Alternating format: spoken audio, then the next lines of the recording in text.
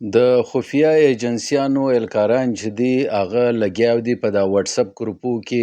په سټیټس باندې او په فیسبوک باندې چې کوم ستاسو اپډیټ راځي تصویران راځي ستاسو یو پرسنل ډیټا چې تاسو خپله شیر کوئ د یو معلومات دپاره هغه دغه خفیه ایجنسیان اهلکاران چې دي ګرده ورځ ناستې لکه شیطانان او ډاګیان سکرین شاټونه یې اخیستي او خپل ډپارټمنټو ته یاستئ چې دا ستاسو دپاره دغه سرویلینګ چې دی ډیره خطرناک مسله درپېښوي نو پر دې باندې به نن موږ مجلس کوو. بسم الله الرحمن الرحیم. السلام علیکم. زه یم نقیب الله کلزی. نن به موږ پر دا مختلف واتساپ ګروپو کې او په سټیټس باندې چې ستاسو شناخته خلک یې لیکن هغه په خفیه ایجنسیانو کې کار کوي او ستاسو اپډیټ چې دی هغه خپل ادارو ته باسز ته او مشران ته ورستئ او ستاسو دپاره د مسلو سبب جوړیږي. پر دا به موږ مجلس کوو خو د هغه څه مخکې تاسو د نقیب کلزی دغه یوټیوب چینل چې دی سبسکرایب کړئ او د ګانټې بټن چې دی هغه دباو کړئ چې بیا هر ماخستن کله دلته موږ ویډیو اپلوډ کوو نو هغه در تاسو اول در ورسیږي. ستاسو د سپورټ ډیره مننه. تشکر. دوستانو پخوا چې کوم د خفیه ایجنسیانو د کرایم برانچ و سپیشل برانچ و آی بی والا انټیلیجنس بیرو والا به ونه دا به موږ لیدل د کیمرې به ورسره د هوټلانو پر دوکانو پر شاوخوا علاقو کې به ګرځېدل د مشکوکه خلکو تصویران بیا اخیستلو بیا بیا ډیولپ کول بیا بیا خپلو ایجنسیانو ته فیکسونه استول نه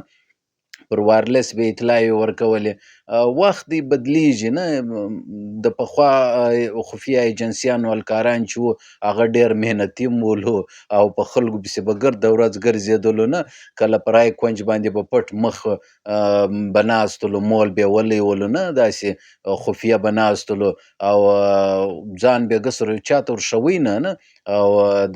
چې د چا معلومات یې په کار ولو د هغه خپلوان رشتهداران یا ټیچر یا سرکاري ملازمین یا نورو خلکو څخه به پوښتنه کوله دا پلانکی سړی څنګه دی چیش کوي څوک ورسره میلاویږي څوک نه ورسره میلاویږي ګرده ورځ به د دوکانو د کورو د هوټلانو د ماجتانو مخ ته ناستلو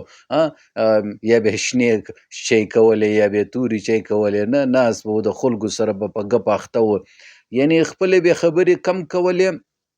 او د خلکو څخه به معلومات بیخي زیات اخیستو چې تا به د یو شي پوښتنه جنو کله وایي نه زه نه یم په خبر ما ته معلومات نشته زه نو څه په خبر یم نه د تا څه به نو دومره معلومات اخیستلو چې دا پلانکی څنګه دی پلانکی چیرې ځي څوک ورسره میلاویږي څو یې تنخواه ده چیرې تللی دی د کوم ملک سیر یې کړی دی نه دی کړی دا ګرده معلومات چې دی هغه دوی به اخیستلو بیا به فیکسونه ماښام ټیم چې دی هغه خپل ادارو ته استول چې بای دا ترا کیسه ده یا به دا رقم که یو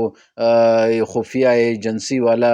یو د یو چا انکوایري راواستوه تاڼې ته نه پولیس سټیشن ته به راواستول بیا به دا پولیس سټیشن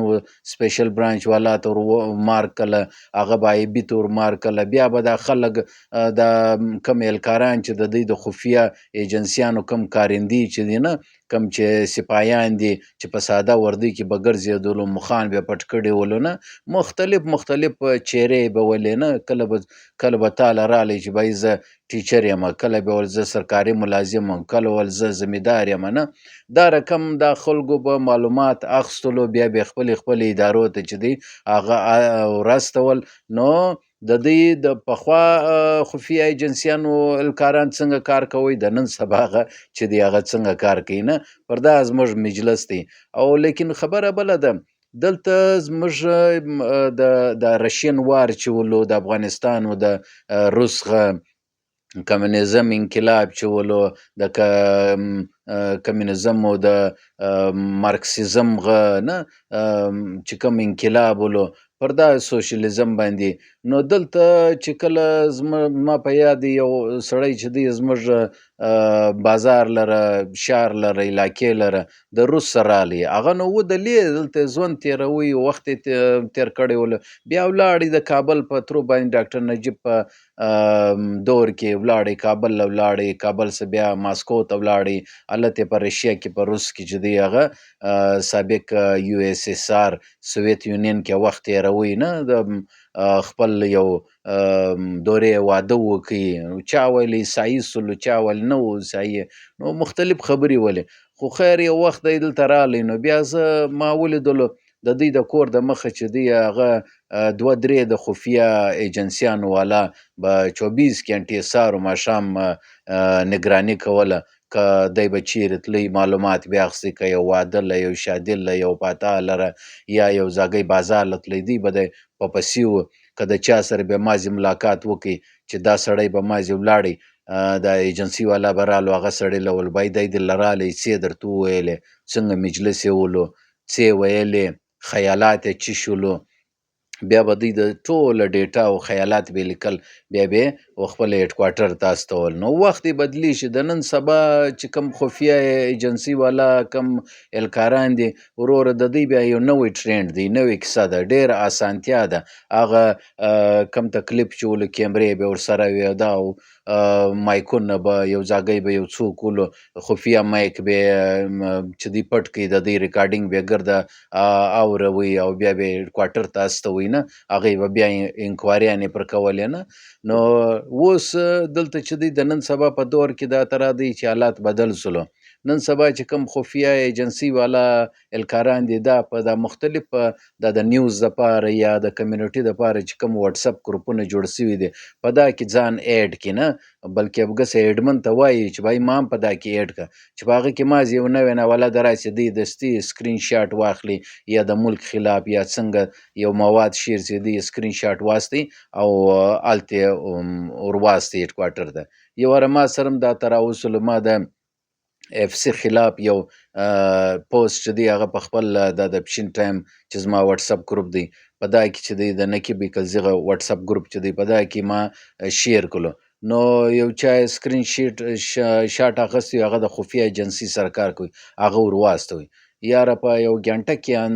دننه ماله د ایجنسیانو ټلیفون رالو تا دا شی کړی دی موږ به تا ګورو او چیرې یې راووځه په کوم ځای کې موږ به تا ګورو او ستا خلاف موږ اقدام وکړو او پورته به دې کوو معلوم به نسي نه، مختلف دمکیانې کولې. خو خیر هغه وخت هم تیر سولو، نه اوس هغه اف سی والا زړی زده ګرده نه هغه چا چې ورستولی دی د دواړو څخه ځان مې خلاص سولو. نو دا رقم دا اوس د خفیه ایجنسي الکاران چې دي که سپیشل برانچ والا دي که د آی بي والا دي که د ایس آی والا دي که دا رقم نور دي دا ټوله په دا وټساپ ګروپو کې ناست دي او د خلکو سکرین شاټونه اخلي سټیټس وي نه چې یاره زه اوس دورې ځمه دا ګرده دوی کې واچي سکرین شاټ او بیا یې هیډ کوارټر ته واستوي. نو هغه بیا اقدام په کوي نه په کوي خو ډیټا یې محفوظ وي، د ټوله معلومات محفوظ وي، چیرې کښیني یاران یې چیرې دي، چیرې سفر کړی دی نه دی کړی، کم پوسټونه یې کړي دي دا ګرده شیان کوي. نو دا ریګي چې کیږي دا سرویلینګ چې کیږي دا ستاسو خفیه ستاسو ذاتي معلومات چې دی هغه در ایجنسیانو رسي چې بیا یو نقصان در ورسیږي. د دې څخه باید چې هر سړی ځان وژغوري او ځان محفوظه کړي، ولې دا ستاسو دپاره نقصان دی ستاسو دپاره داسې ډېر کسان سته چې نه د خپل یاران دوستان تصویران شیان پرسنل شیر کې بیا خلک د ای آی په ترو باندې د دوی مخانو بدن سره جلا کې بیا خاص کر انجونو او ښځو ته خو دا ډېر مسلې پیښیږي بیا خلک بلیک میلینګ ورکوي. د دې څخه باید چې څوک هر سړی محفوظ ځان وساتي. ستاسو پرسنل ډیټا ګوره ډېر خلکو پر دا فیسبوک باندې سیفټي ګارډ لګولی چې یاره زه پبلیک پوسټ نه کوم زما شیان چې دی هغه محفوظ وي خلکو لره نه ورسیږي نه زما ته نقصان نه کړي پیښ، زما خاندان ته زما علاقې ته نقصان نه کړي پیښ. ولې نن سبا خلک ستاسو تصویران او شیان میان استعمال کړي او مختلف پوسټونه ورسره جوړ کړي چې هغه د مذهب خلاف وي یا د ملک خلاف وي، نو بیا دا تاسو ته ډېر نقصان چې دی هغه در پیښیږي. نو د دې څخه باید چې هر سړی ځان محفوظ وساتي. نن سبا د سوشل میډیا په دور کې ستاسو پرایویسي خو ګسه رسته نه که دا څوک ووایي چې یاره پرایویسي سته باید چې فیسبوک وټساپ موږ ته پرایویسي راکړي، یاره که رښتیا خبره سره وکړو داسې یوه پرایویسي هم نسته. تا چې آلریډي یو شی پوسټ شی شیر کړي دا بیا در خلکو رسیږي، بیا دا ستا د وسه د لاسه ښه ووتی، بیا دا پبلیک سولوشن ته ورسېدی. نو همیشه په خپل موبایل کې یا په خپل فیسبوک یا وټساپ ګروپ کې داسې شی شیروئ چې هغه د مذهب، د توهین، د قرآن او د آیین د دې شیانو خلاف نه وي. ولې که دا خلاف سلو تاسو بیا سایبر کرایم او اف آی ای او دا څوک راځي. زه خپله ما لره څو واره اف آی ای او سایبر کرایم کې زه گرفتاره سوی یم، کیسونه سوي دي، موبایلونه یې راڅخه اخیستي دي، دا رقم زما آیډیانې را بند کړي دي، زما 3 آیډیانې چې دي هغه سایبر کرایم اف آی ای را بند کړلو، مختلف یې ماته نقصانونه راورسول. نو بس نو څه ووایې، ناداني یې بولې، جذباتیتوب یې بولې، خو هغه کارونه راڅه وسولو لهذا نقصان هم ما چې دی هغه ماته نقصان هم پیښ سولو. زه وایم زما د تجربې څخه فایده واخلي چې وتۍ ته نقصان نسي پیښ. نه د ډېرو نجونو د هلکانو داسې ویډیو یا تصویران چې دي هغه خپل یاران دوستان یې شیر کړي او خلکو ته یې ورواستي فارورډ یې کړي، نو هغه بیا نقصان پیښ سي. همیشه داسې پرسنل ډیټا هېچ چاته هم مه ورکوئ، نه خپل د موبایل پاسورډ چې دی چاته ورکوئ، نه د ایمیل غه، نه د چې دی د موبایل غه سکرین شاټ یا دا رقم چې کوم سیفټي ګارډ وي، سکیورټي ګارډ وي، سکیورټي چې کوم کوډ وي، دا باید چې هېڅوک چاته نه کړي ور. لکه په فیسبوک چې سیفټي ګارډ راځي دا رقم باید چې دا هر څوک یې خپله محفوظ وساتي. ډېر خلک شته چې خپل فیسبوک چې دی هغه پرایویټ ساتلی دی، نه د فرنډ پرې ساتلی دی چې بای دا زما فرنډ دی بس بیا نور نه ورکومه. نه نو د دې څخه ځان چې دی هغه وژغورئ او د دې څخه احتیاط وکړئ. دا یو نقصان در پیښیږي. فیسبوک او سوشل میډیا او وټساپ دا خلکو ته ډېر نقصانونه پیښ کړي دي. یعنې دا اوس په دا پېښور کې یو واقع پیښ سوله چې د وټساپ ګروپ څخه یو سړی وایستي، یو ممبر یې وایستي، هغه جنګ ورسره وکړي، ټکان سو، کیسه سوله، در مړ و، در نقصانه پورې ورسېدلو. نو د یو پوسټ، د یو ویډیو، د یو ستا د غلطي د وجې او ستا خاندان، معاشرې او دا ته نقصان رسیږي. باید چې څوک فیسبوک او وټساپ او دا یوټیوب او ټیک ټاک دا چې استعمالوي نه، پر دا باندې ویډیو یا دا رقم پوسټونه شیر کړي چې هغه د مذهب او د توهین او د ستا د ثقافت او ستا د کلتور او ستا د چاپیریال او د ټولنې د هېچ چا هم خلاف نه وي. نه تعلیمي او انټرټینمنټ او دا شیان باید چې څوک شیر کړي او خلکو ته شعور ورکړي. زموږ د خلکو سره شعور نشته، بس نر هغه دی چې پر فیسبوک کې غټې ښکنځاوې وکړلې بس هغه نر دی. و دې زموږ د معاشرې خو دغه معیار دی. نه دوستانو، زموږ د معاشرې دغه معیار دی، نر او ټینګ او هغه ته ویل کېږي چې پر فیسبوک باندې غټې او ډېرې ګنده او غلیظ ښکنځاوې او غلیظ الفاظ استعمال کولو، بس نر او ټینګ هغه دی او کینګ هغه دی. باید د تعلیم دپاره، د ښه پښتو دپاره دلته موږ اړتیا لرو. د خلکو سره شعور نسته، په دا نه دي خبر چې ټیک ټاک او فیسبوک او وټساپ په موږ څنګه استعمال کو د توهین رسالت او د توهین قرآن، د توهین مذهب او د پښتونوالي او د ټولنې د انتشار سبب جوړیږي. باید چې دا موږ د تعمیري کارو دپاره استعمال کو، دا نه چې وروره ګرده ورځ لګیا وي، پالتو لګیا وي او غټې خبرې کوي، ټینګې خبرې کوي، نور دی نو ریزلټ چې دی هغه 0.0 دی. باید چې زموږ دغه خلک د لږ تعلیم او شعور په دوی کې راسي، د دوی دپاره داسې پوسټونه، داسې شیان وسي چې هغه د دوی د تعلیم سبب وګرځېږي. نو فیسبوک او ټیک ټاک او وټساپ په دا کې د خفیه ایجنسیانو الکاران چې دي دا ایډ دي، د دوی څخه ډېر زیان احتیاط ساتئ او خپل سیکرټ او خپل راز او خپل داسې خفیه معلومات هغه کله هم پبلیکوئ مه، او خلکو ته مه ورښایاست چې بیا تاسو ته نقصان ورسیږي. د خپل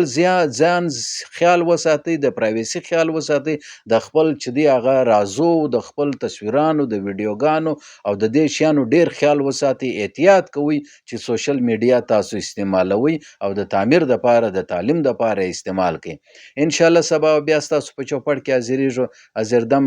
نقیب قضیې ته ورکړئ اجازت. خو د هغه څه مخکې دا زما یوټیوب چې دی هغه چینل دا سبسکرایب کړئ او د ګنټۍ بټن دباو کړئ. هر ماخستن به انشاءالله نوې ویډیو و تاسو ته د نقیب قضیې پر دغه چینل باندې مجلس باندې تاسو ته در رسیږي. نو زما چینل سبسکرایب کړئ. نقیب قضیې ته ورکړئ اجازت. د الله په امان. اسلامي انقلاب زنده باد.